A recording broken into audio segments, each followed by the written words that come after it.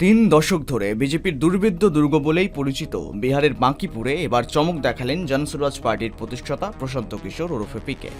এমন একটি আসন যেখানে তথাকথিত উচ্চবর্ণের ভোটারের সংখ্যা 37%-এরও বেশি এবং বিজেপির পাশে ছিল এনডিএর একাধিক প্রভাবশালী ওবিসি ও দলিত নেতার সমর্থন।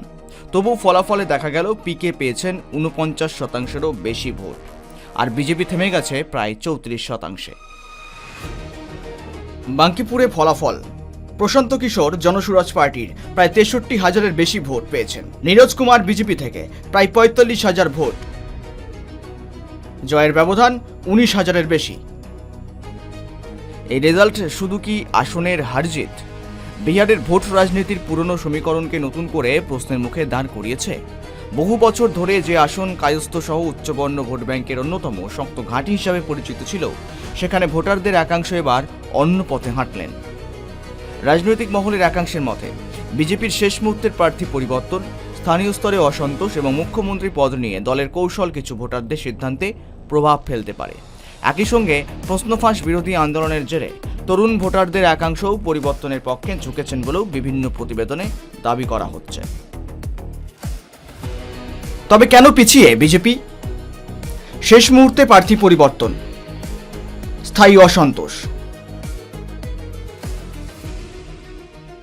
প্রশ্নফাঁস বিরোধী আন্দোলনের প্রভাব, উন্নয়ন কেন্দ্রিক প্রচার।